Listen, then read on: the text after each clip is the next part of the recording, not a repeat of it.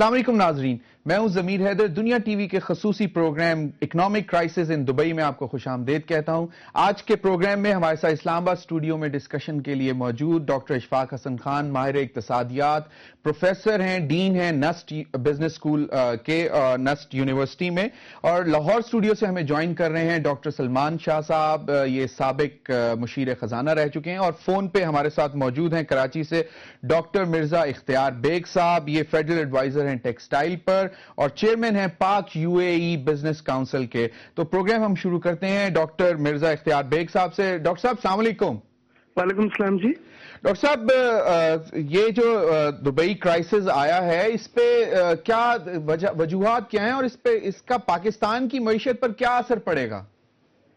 پہلی چیز تو یہ ہے کہ اوور لیوریج لینڈنگ یہ بینکوں نے کی ہے، اور اس میں زیادہ تر برطانیہ کے 3 بینک ہیں بڑے، جو اسٹینڈرڈ چارٹرڈ بینک ہے، Hong Kong Shanghai banking corporation ہے، اور بارکلیز بینک ہے، اور ابوظہبی کمرشل بینک، ان کا سب سے زیادہ ایکسپوجر ہے۔ اور اس میں نخیل کے جو پروجیکٹس ہیں جو انہوں نے 100 شہروں میں دنیا کے مختلف ٹورزم کے، کنسٹرکشن کے، ریئل اسٹیٹ کے جو لانچ کیے تھے، اس کے اوپر لینڈنگ کی ہے۔ لیکن اس میں دبئی گورنمنٹ کی بھی شیئر ہولڈنگ تھی، لیکن دبئی گورنمنٹ نے اب یہ کہا کہ وہ ایک انڈیپینڈنٹ انٹیٹیز ہیں اور حکومت سے ان کا تعلق نہیں ہے، اور بینکوں نے جو لینڈنگ دی تھی وہ ان کے اثاثوں کو دیکھ کے دی تھی، لہذا ان کی کوئی ذمہ داری نہیں ہوتی۔ تو اس لحاظ سے یہ بہت بڑا ایکسپوجر ہے۔ میں آپ کو ایک بات بتلاتا چلوں کہ دبئی کے ٹوٹل جو اس وقت قرضے ہیں وہ تقریباً $100 ارب کے ہیں، اور پاکستان ہمارا 17 کروڑ کا جو ملک ہے، اس کے ٹوٹل جو ہیں وہ $50 ارب کے ہیں، یعنی آدھے سے بھی کم ہے۔ تو ہم لوگ پریشان ہوتے ہیں، لیکن ان کا جو ہے یہ پرائیویٹ کمپنیز کو زیادہ تر دیے گئے، اس میں حکومت دبئی کی شیئر ہولڈنگ تھی۔ دبئی ورلڈ جو ہے یہ ایک تاثر دیا جا رہا ہے کہ یہ اسلامک فسق بانڈ ہیں جو فیل ہوئے، جبکہ میں یہاں پہ یہ بتلا دوں کہ یہ پیورلی اسلامک بنیاد پہ یہ بانڈ نہیں ایشو ہوئے تھے نخیل کے۔ اس میں اونرز رسک بھی تھا اور فکس ریٹرن بھی تھا، تو اس کو اسلامک بانڈ نہیں کہا جا سکتا، اور اس لحاظ سے یہ اگر تاثر دیا جا رہا ہے کہ اسلامی پروڈکٹ بھی فیل ہو گیا ہے، وہ تاثر غلط ہوگا۔ تو ڈاکٹر صاحب، پاکستان کی معیشت پر کیا اثر ہوگا؟ دیکھیں 9/11 کے بعد جب ویسٹ میں انویسٹمنٹ نہیں کر رہا تھا مسلمان، خاص طور پہ مسلمان ممالک، تو وہ دبئی میں گئے کیونکہ یہ ایک نئی اوپننگ تھی، اور اس کے بعد جب پاکستان میں 2005 کا سٹاک مارکیٹ کا کرائسس آیا تو اس کے بعد زیادہ تر انویسٹمنٹ جو ہے وہ دبئی چلی گئی، کیونکہ ایک ریئل اسٹیٹ میں خاص طور پہ بہت اپرچونٹی تھی۔ تو اب جب وہ وہاں پہ کریش ہو رہا ہے ریئل اسٹیٹ بھی، تو اب یہاں پہ کیا اثر ہوگا اس کا؟ دیکھیں، اس کی ایک اچھی بات تو یہ ہوگی کہ وہ لوگ جنہوں نے اپنے پیسے باہر ٹرانسفر کرے تھے، دے ہیو ریئلائز کہ it is not a safe haven. اب وہ بچا کچا لٹا کے جو بھی ان کے فنڈز بچے ہیں ان کو ڈسپوز آف کر کے وہ انشاءاللہ پاکستان لائیں گے اپنے پیسے، کیونکہ میں نے ہمیشہ کہا کہ ان کے پیسے سب سے زیادہ محفوظ اور سرمایہ پاکستان میں ہی ہے۔ دوسری چیز یہ ہے کہ ہماری ریمیٹنسز بھی اس طرح سے پھر جب پیسے آئیں گے تو بڑھ جائیں گے، جن کی ہمیں سخت ضرورت ہے بیلنس آف پیمنٹ کے لیے اور فارن ریزروز کے لیے۔ تیسری چیز یہ ہے کہ پاکستان میں جو بڑا ملک ہے جس کے فنڈامنٹل زیادہ اسٹرانگ ہیں، اور اس کو ببل کہا جاتا تھا، پراپرٹی ببل ہے، تو آپ لوگ پاکستان زیادہ انویسٹمنٹ کریں گے یہاں پہ ڈیریز کے پروجیکٹس میں، ایگریکلچر کے پروجیکٹس میں، ایون کنسٹرکشن کے پروجیکٹ پاکستان میں کوئی ایسا مسئلہ نہیں، ابھی بھی اچھا ریٹرن ہے اور پروجیکٹس لانچ ہو رہے ہیں۔ ڈاکٹر صاحب، نٹ شیل میں آپ کیا کہتے ہیں کہ پاکستان کی معیشت پر اس دبئی کرائسس کا کوئی برا اثر نہیں پڑے گا؟ ایک اثر یہ پڑ سکتا ہے کہ جو وہاں پہ ڈیفالٹس ہوئی ہیں اور لوگ جو پروجیکٹس رکے ہیں، جو لوگوں کی جابس اب ختم ہو جائیں گی، تو وہاں سے ان کی ریمیٹنسز اور وہ لوگوں کی جابس ختم ہو کے وہ پاکستان آئیں گے، تو وہ ایک برڈن پاکستان پہ یقیناً دیکھا جا سکتا ہے، ریمیٹنسز اس لحاظ سے کم ہو سکتی ہیں۔ لیکن اگر آپ دیکھیں جائیں کہ ڈائریکٹ افیکٹ تو میں پازیٹیو سینس میں لیتا ہوں کہ اب لوگ پاکستان کو زیادہ بالکل اپنی انویسٹمنٹ واپس لے کے آئیں گے پاکستان میں۔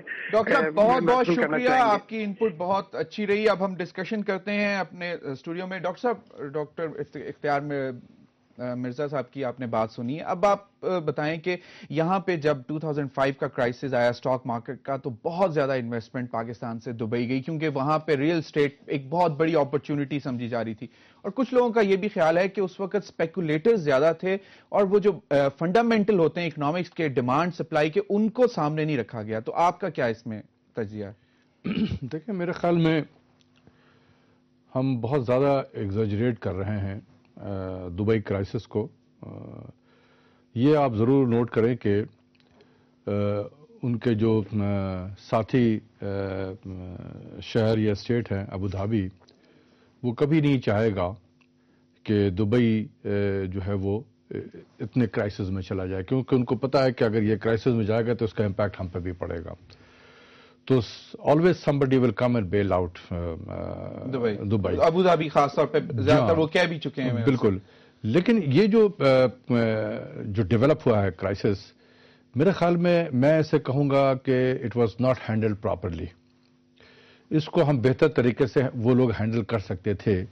دیکھیں اگر فرض کر لیں کہ پاکستان نے بھی بانڈ فلوٹ کیا ہوا ہے اور ہمیں پتا ہے کہ اس کے جو ایک میچور ہونے والا ہے بانڈ ہمارا, اور بانڈ کی جو میچورٹی ہے پرنسپل پلس انٹرسٹ کو اگر ہم ملا لیں تو ایک ایکس بلین اماؤنٹ جو ہے وہ ڈیو ہے, اور اگر ہمیں پتا ہو کہ یہ جنوری یا فروری میں ڈیو ہے تو میں آج سے اس کی پریپریشن کر لوں گا. پہلے میں دیکھوں گا کہ ہمارے پاس ریزرو میں ہے اتنے پیسے یا نہیں ہیں, اور اگر کیش فلو کا پرابلم ہو رہا ہے تو I can always go and float a new bond اور اس کو میں ری فائنینس کر لوں گا.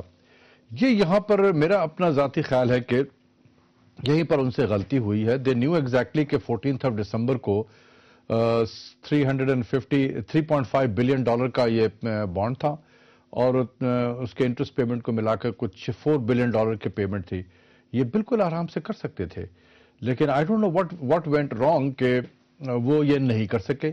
اگر یہ اس سے پہلے بھی انہوں نے ایک 5 بلین ڈالر کے بانڈ فلوٹ کیے تھے وچ واز اوور سبسکرائبڈ, تو اس کا مطلب یہ تھا کہ people were interested to hold Dubai bond. اس کو بالکل وہ سمجھ رہے تھے کہ یہ ایک سالڈ پوٹینشیل ہے اور اس میں بہت پاورفل گارنٹی بھی ہے, تو وہ ایسی کوئی بات ہوتی نہیں.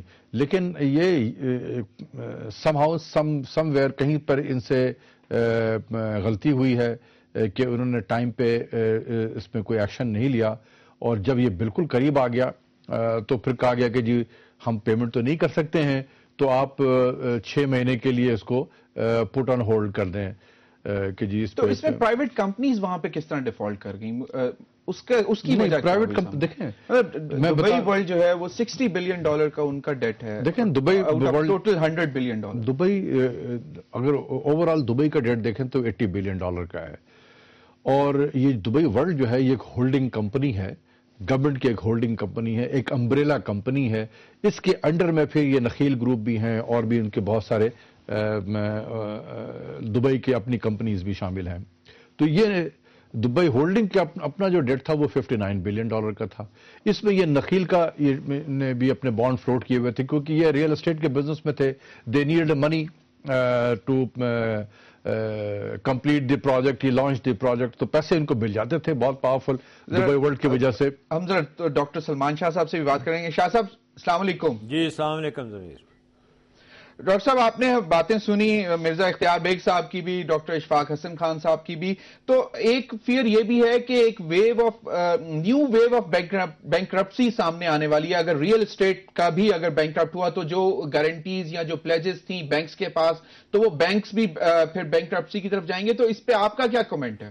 دیکھیں یہ ایک بڑا ریئل اس کرائسس ہے ان دا سینس کہ دبئی جو تھا ایک فائنینشیل ہب بھی بن رہا تھا اس ریجن کا, اس کے ساتھ ساتھ یہاں پہ ریئل اسٹیٹ کی انڈسٹری بڑی ایکٹیو تھی اور انویسٹمنٹ فلوز خاصے انورڈز بھی آئے, اور دبئی کی اپنی انویسٹمنٹس بھی دوسری دنیا میں بھی ہیں, سو انٹر لنکیجز خاصے ہیں. اور آئی تھنک کہ یہ جیسے ڈاکٹر صاحب نے فرمایا کہ ابو دھابی اور دوسرے جو ایمریٹس ہیں اور اس کے وائڈر جو گلف کوآپریشن کونسل ہے جس میں کویت ہے, بحرین ہے, سعودی عربیہ ہے, تو ان سب کو مل کے اب دبئی کی جو کریڈیبلٹی ہے اس کو ریسٹور کرنا پڑے گا. اور آئی تھنک کہ جو ڈاکٹر صاحب ابھی ہم آپ کے پاس دوبارہ آتے ہیں. ڈاکٹر صاحب ابھی ہمیں جی ڈاکٹر صاحب ہم بات کر رہے ہیں ابھی اس پہ. ناظرین time for a break, stay with us.